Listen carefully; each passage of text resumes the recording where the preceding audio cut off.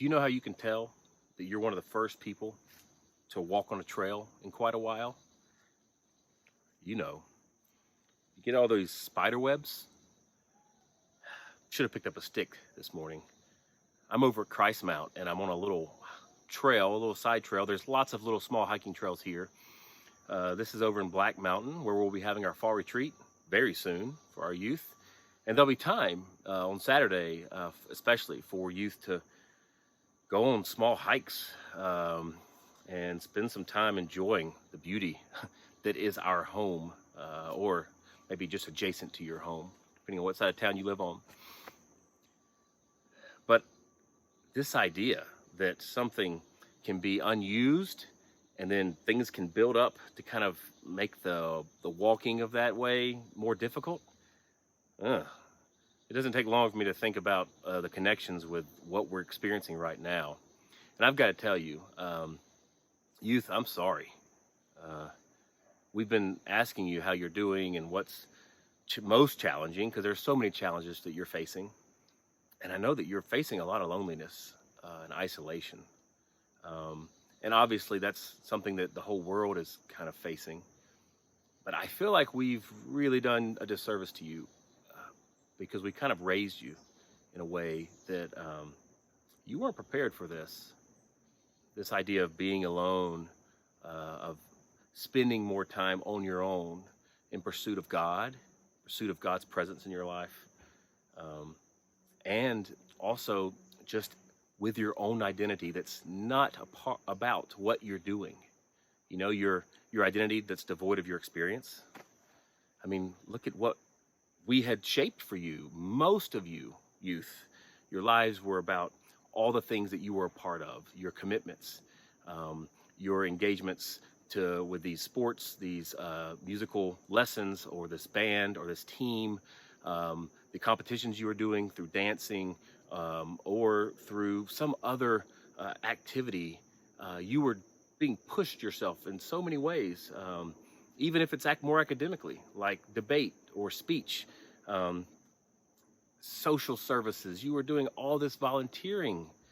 Your calendar was so full that it made planning youth events incredibly hard, and family getaways, I know. You were overly programmed, and that's how we brought you up, right? So in the days of the coronavirus, when you can't do any of the programs as you would want to do them, or as you have been doing them, man, how do you get your balance? And unfortunately, again, on behalf of the church, I'm sorry, because we failed you, because we made so much of church about programs, about all the things we were doing. You would come to all these events, have these experiences that you could mark your calendar by, that would set the rhythm of your life, but it was by experiences, not necessarily the actual encounters with God or with your fellow sisters and brothers. So now, of course, you're feeling even more isolated and lonely, maybe depressed. So I'm sorry for the ways that we did not prepare you, for the ways that we let those spider webs grow up so much, so that when you're having to navigate now on your own, so much of the time for figuring out yourself, your understanding of God, your real deep connections with others when you can't be with them physically, that is very tough. So I'm sorry. And I hope that you can come on this retreat and that we will start to think more deeply and honestly about how our life has been shaped as Christians by what we've done together, and how we need to change that. Our theme is life together, but we're experiencing this apart, right? And so we really have to think anew about what it means to be people of faith. And we've got to make sure that we do some of those hard things that are necessary, essential for deepening and strengthening our individual relationships with God. Jesus went up to the mountainside to pray how many times? I mean, I know it's in Scripture several times, but surely it was just a custom, right? If there were spider webs on the trail, it was because he hadn't been there recently. But he'd been on a different trail, because that was clearly a part of his life, a regular routine, spending time in prayer with God, away from everybody else. There's no record of what it was like. He may have just didn't know what to say, but he was there spending time with God. And now that we have all this time to spend with God, we don't know how to do that.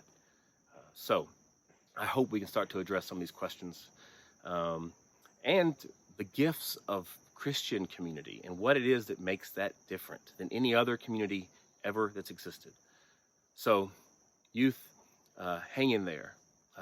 We continue to love you, pray for you, and we want to learn from you and help you make these really good strongholds, these really good pathways where the spider webs won't grow, because there'll be a regular routine that will really enhance and shape your deepest identity. It's a child of God, beloved brother and sister in the family of faith. Peace of Christ be with you all.